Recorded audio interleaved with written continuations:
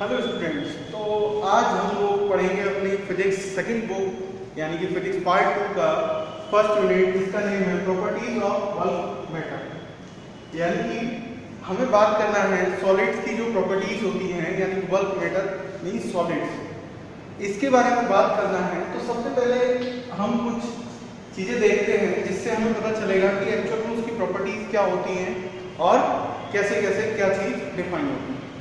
तो सबसे पहले आप लोगों ने इरेजर, जो हमारी रबड़ होती है, उसको देखा होगा। कभी कभी हम लोग स्ट्रेच करते हैं और फिर वो अपनी उसी पोजीशन में आ जाती है।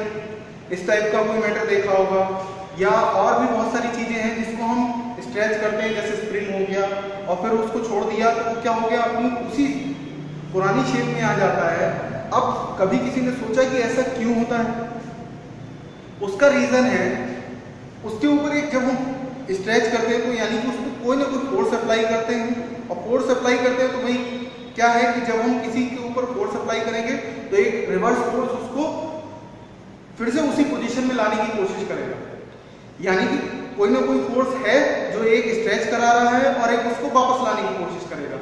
तो हम उसके बारे में इसी चैप्टर में पढ़ेंगे कि एक्चुअल में है क्या, वो कौन सा फोर्स है जिसके कारण अगर हम किसी चीज को स्ट्रेच कर रहे हैं तो वापस वो उसी पोजीशन में आ जाता है, और किस टाइप से वो वर्क करता है, कौन सा फोर्स है।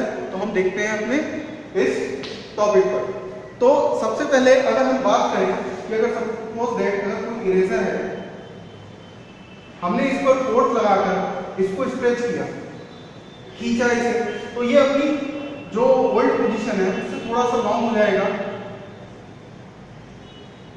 तो जब हमने देखा है कि ये क्या हुआ, इस साइज से ये क्या हो गया, बड़ा हो गया, और जब ये स्ट्रेच होगा तो इस साइड से हमने फोर्स अप्लाई किया है, तो कोई ना कोई फोर्स एक इसको रिवर्स में फोर्स अप्लाई कर रहा होगा जो इसको वापस लाने की कोशिश करेगा। यानी कि यहाँ पर दो फोर्सेस हैं कि एक तो फोर्स जो हम स्ट्रेच कर रहे हैं, तो उस जो स्ट्रेच करने के लिए जो हम लोग फोर्स यूज करेंगे उसका नाम तो होता है हमारा डीफॉर्मिंग फोर्स, जो हमारा स्ट्रेच करने के लिए यूज होगा। और सेकेंड जो हमारा जो उसको पुरानी पोजीशन में यानी कि उसकी ओल्ड पोजीशन में लाने की कोशिश करेगा वो रीस्टोरिंग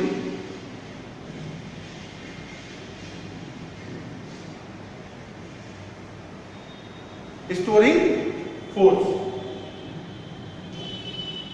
अब एक जो फोर्स हमें जो क्या कर रहा है, फोर्स अप्लाई कर रहे हैं स्ट्रेच करने में, और एक जो उसको वापस लाने की कोशिश कर रहा है।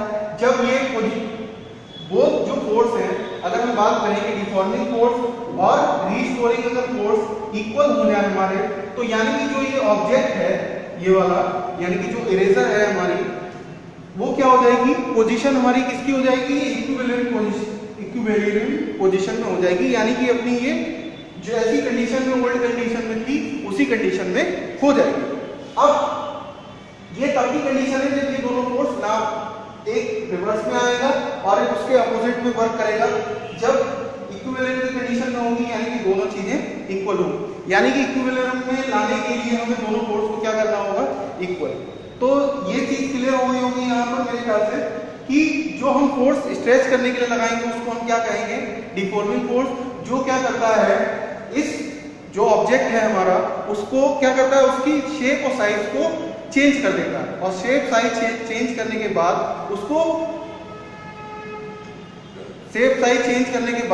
उसको क्या करता है, उसकी पोजीशन को चेंज कर देता है। और जो रीस्टोरिंग फोर्स जो है वो उसको दोबारा उसी पोजीशन में लाने की कोशिश करता है जो उसकी ओरिजिनल पोजीशन थी। ठीक है, तो अभी हम देखते हैं कि आगे। तो स्टूडेंट हम देखते हैं जो डिफॉर्मिंग फोर्स था उसकी डेफिनेशन क्या होती है हमारी। तो सबसे पहले हम देखते हैं कि उसकी डेफिनेशन क्या है, the force acting on a body which change और ट्रेंड टू चेंज शेप और साइज ऑफ अ बॉडी। यानी कि उसकी शेप और साइज को जो चेंज कर दे वही कौन सा फोर्स होगा, हमारा डिफॉर्मिंग फोर्स।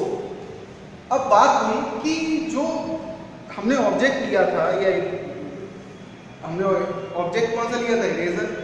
अगर हम उसको खींचते हैं, अगर हम उसको खींच रहे हैं तो वो क्या होगा, अपनी शेप को चेंज करेगा। तो वो जो शेप को चेंज करने के लिए ये तो चीज क्लियर हुई हमारी कि जो हमने इसको खींचने के लिए क्या किया, स्ट्रेच करने के लिए जो फोर्स अप्लाई किया वो डिफॉर्मिंग फोर्स हो गया, और जो उसको वापस ला रहा है फोर्स वो कौन सा हो गया, रिस्टोरिंग फोर्स। लेकिन ये सारा प्रोसीजर है क्या, तो इस फुल प्रोसीजर को हम क्या बोलेंगे, इलास्टिसिटी, यानी कि जो ऑब्जेक्ट होगा उसको हम लोग क्या बोलेंगे, इलास्टिक, और जो इस प्रोसीजर को जो स्ट्रेच करने में और जो दोबारा अपनी पोजीशन को गेन करेगा उसको हम क्या बोलेंगे, इलास्टिसिटी। यहां से हमारा जो इस चैप्टर का प्रॉपर्टीज ऑफ बल्क मैटर का जो फर्स्ट टॉपिक निकल कर आता है हमारा क्या, इलास्टिसिटी। तो हम इसको देखते हैं। तो स्टूडेंट्स, जैसा हमने बात की कि इलास्टिसिटी जो वर्ड आया था हम उसकी डेफिनेशन को डिफाइन करते हैं कि इलास्टिसिटी एक्चुअल में है क्या। तो elasticity of a substance is that property which oppose change in its shape or size under action of a deforming force and resumes its original shape or size on remaining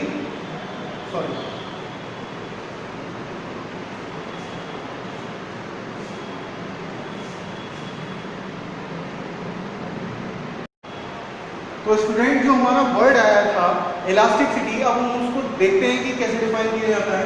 elasticity of a substance is that property which oppose change in its shape और size under action of deforming force and regains its original shape और size on removing deforming force. यानी कि जैसा कि मैंने बताया कि elasticity है क्या, कि जो ऑब्जेक्ट हमारा था उसकी जो पोजीशन डिफॉर्मिंग फोर्स लगाकर हमने चेंज की थी, वो पोजीशन को दोबारा वापस लाने के लिए जो फोर्स अप्लाई हो रहा है तो क्या हो गया हमारा, रिस्टोरिंग फोर्स। और ये जो प्रोसीजर है जो उसको दोबारा वापस लाएगा उसकी ओरिजिनल शेप में, वही क्या है हमारा, इलास्टिसिटी। तो इस टाइप से हम इसको डिफाइन करते हैं। हम आगे देखते हैं। तो स्टूडेंट्स, अब हम देखते हैं कि जो इलास्टिसिटी आया था उसके अकॉर्डिंग जो हमारे ऑब्जेक्ट है उसको किस किस टाइप में बांटा गया है, यानी कि किस टाइप में ब्रेक किया गया है। इसीलिए जो हमारा नेक्स्ट टॉपिक है वो क्या है, classification of solid on the basis of elastic weight. तो इसमें जो हमारी फर्स्ट जो ऑब्जेक्ट आता है या बॉडी में वो आता है इलास्टिक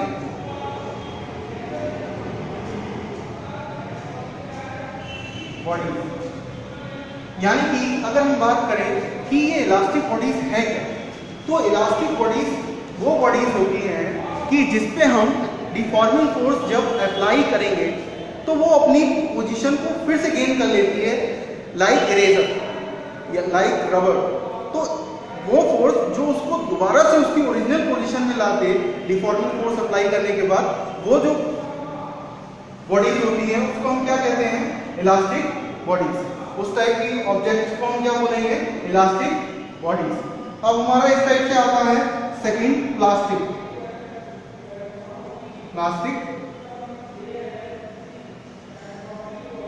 बॉडीज। अब ये प्लास्टिक बॉडीज क्या है, अब रियल लाइफ में भी देखा होगा कि हम लोग प्लास्टिक को अगर किसी टाइप से चेंज करते हैं तो उसकी शेप दोबारा वापस नहीं आती।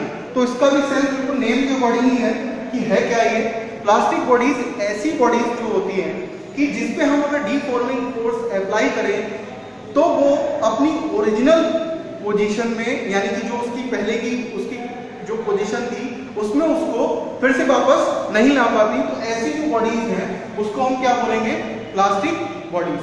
इसमें एक थर्ड आता है हमारा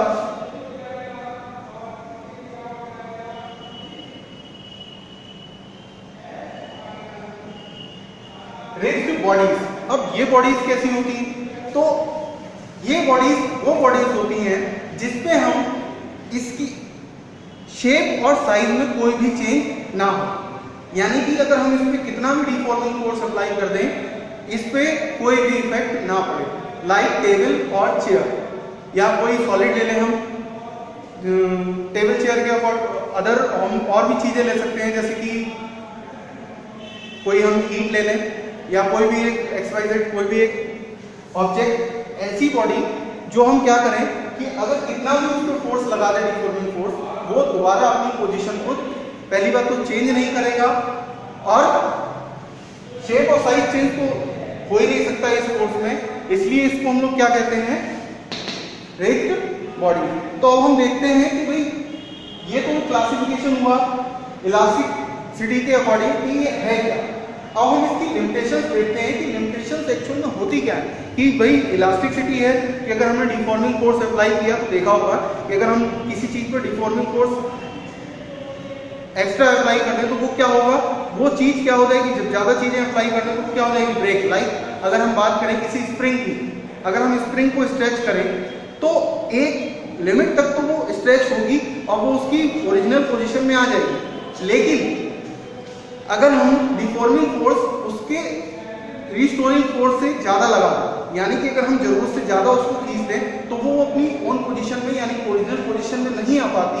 तो वही क्या है हमारी लिमिट, जो इलास्टिसिटी की लिमिट, यानी कि उसमें अभी जैसा बताया था कि डिफॉर्मिंग फोर्स और क्या रिस्टोरिंग फोर्स हमारे इक्वल होंगे तभी वो अपनी ओरिजिनल पोजीशन में वापस आ पाएगा। ऐसे ही अगर इरेजर है हमारी, अगर हम उसको खींचें तो एक लिमिट तक खींचेगा, फिर अगर ज्यादा हमने खींच दिया तो वो क्या हो जाएगी, मिडिल से ब्रेक हो जाएगी। तो वही हमारी क्या होती है इलास्टिसिटी की कुछ लिमिटेशंस, कि वो तभी वर्क करेगा जब रिस्टोरिंग फोर्स और डिफॉर्मिंग फोर्स क्या होंगे, इक्वल होंगे, तभी वो उसकी ओरिजिनल पोजीशन में आ पाएगा। तो अब हम देखते हैं अपना नेक्स्ट टॉपिक। तो स्टूडेंट्स अभी हमने देखा था कि जब किसी बॉडी पर या किसी ऑब्जेक्ट पर हम फोर्स अप्लाई कर रहे थे, वो हमारा था डिफॉर्मिंग फोर्स, और जो उसको वापस उसी पोजीशन में ला रहा था वो क्या था, रिस्टोरिंग फोर्स। अब ये प्रॉपर्टी जिसके पास थी उस बॉडी को हमने क्या बोला था, इलास्टिसिटी या इलास्टिक बॉडी, इलास्टिक बॉडीज। और ये जो पूरा प्रोसीजर था उसको क्या बोला था हमने, इलास्टिसिटी। अब मैंने एक चीज बताई थी अभी कि अगर रिस्टोरिंग फोर्स और जो डिफॉर्मिंग फोर्स है वो क्या हो जाए, इक्वल, यानी कि अगर हम किसी बॉडी को क्या कर रहे हैं, खींच रहे हैं और खींचने के बाद दोबारा वो उसी पोजीशन में आ जा रहा है, यानी कि वो इक्विवेलेंट पोजीशन में आ रहा है, तो उसको हम क्या बोलेंगे, तो वो चीज जो है वो हमारा क्या है, स्ट्रेस। देखते हैं क्या है ये, internal restoring force, internal restoring force, यानी कि जो हमने जिस ऑब्जेक्ट को क्या किया, वापस जो डिफॉर्मिंग फोर्स लगाने के बाद जो चीज वो वापस उस ऑब्जेक्ट को उसी पोजीशन में लाने की कोशिश कर रही है, तो वही है internal restoring force which acting per unit time cross sectional area of the body. यानी कि इसका कुछ ना कुछ एरिया होगा इस बॉडी का, तो इसके जो यूनिट एरिया, यानी कि हम बात करते हैं, हम फुल बॉडी की बात नहीं करते हैं, हम क्या किसकी बात करते हैं, यूनिट एरिया की, कि अगर एक पे हमें पता होगा तो हम फुल का फाइंड आउट कर सकते हैं। तो उसके पर यूनिट एरिया को वापस लाने के लिए जितना फोर्स अप्लाई करना पड़ेगा वही हमारा क्या है, स्ट्रेस। तो इससे हमारी डेफिनेशन में क्या फॉर्मूला आता है कि restoring force per unit area is called stress. तो अब हम देखते हैं कि इसका भी यूनिट क्या होगा, तो फोर्स का यूनिट हमारा क्या होता है, न्यूटन, और एरिया का जो यूनिट होगा क्या, मीटर स्क्वायर। यानी कि जो हमारी यूनिट आ गई फाइनल वो क्या होगा, न्यूटन पर मीटर स्क्वायर। अब अगर हम बात करें इसकी डायमेंशनल फॉर्मूला की, तो डायमेंशनल जो फॉर्मूला होगा, अब अगर पता हो तो फोर्स का जो डायमेंशनल फॉर्मूला होता है हमारा m/t-2, और मीटर का जो हो जाएगा, यानी कि मीटर को हम किसमें कंसीडर करेंगे, एल में, और m स्क्वायर यानी कि स्क्वायर, यानी कि ये स्क्वायर से ये एल कट हो जाएगा। तो हम अगर नोट करें इसका डायमेंशन तो क्या आएगा हमारा, m l, ये पावर ऊपर जाके माइनस की हो जाएगी, -1, और t -2। तो ये हमारा क्या हो जाएगा, इसका डायमेंशनल फॉर्मूला। तो ये तो हम लोग अपनी फर्स्ट बुक में पढ़ चुके हैं कि डायमेंशनल फॉर्मूला कैसे फाइंड आउट करते हैं, वहां पर ये फॉर्मूला भी हमने फाइंड आउट किया होगा। तो ये हमारा स्ट्रेस है। हम जब अगर हमारे पास कोई क्वेश्चन आता है डिफाइन स्ट्रेस, तो हम इस टाइप से इसको डिफाइन करेंगे। ठीक है, तो हम नेक्स्ट देखते हैं। तो स्टूडेंट्स अभी हमने स्ट्रेस पढ़ा था और उसके टाइप्स पढ़ते हैं कि एक्चुअली उसके टाइप्स होते क्या क्या हैं। तो इसके 2 टाइप्स होते हैं, लॉन्गिट्यूडिनल स्ट्रेस और टेंजेंशियल स्ट्रेस, और इसको हम दूसरे नेम से भी जानते हैं शियर स्ट्रेस।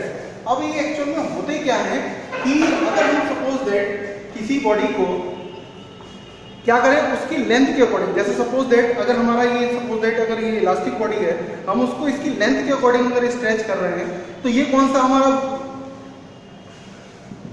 स्ट्रेस होगा, लॉन्गिट्यूडिनल स्ट्रेस, यानी कि हम इसके अकॉर्डिंग, इसकी लेंथ के अकॉर्डिंग हम क्या कर रहे हैं, इसको स्ट्रेच कर रहे हैं। तो ये हमारा जो होगा वो लॉन्गिट्यूडिनल स्ट्रेस हो जाएगा।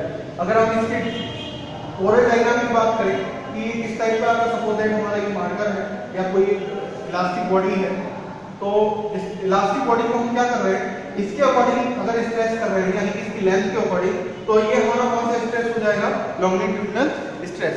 अब अगर बात करें कि भाई टेंजेंशियल स्ट्रेस क्या होगा, तो सपोज दैट अगर ये बॉडी है, हम इसकी टेंजेंट यानी कि इसकी सरफेस के अकॉर्डिंग इसको स्ट्रेच करें यानी कि इस टाइप से, तो ये जो स्ट्रेस होगा वो हमारा कौन सा होगा, टेंजेंशियल स्ट्रेस। इसीलिए इसको शियर स्ट्रेस कहते हैं, यानी कि स्पर्श यानी कि टच कराने के लिए जो स्ट्रेस वर्क करे इस तरीके से और ये अपनी पोजीशन से पे दोबारा वापस आ जाए। तो ये हमारा जो, अगर इसका हम डायग्राम देखेंगे तो बात अगर करें कि अगर सपोज दैट ये ऑब्जेक्ट इस टाइप का है तो ये अपनी पोजीशन कैसे ले लेगा,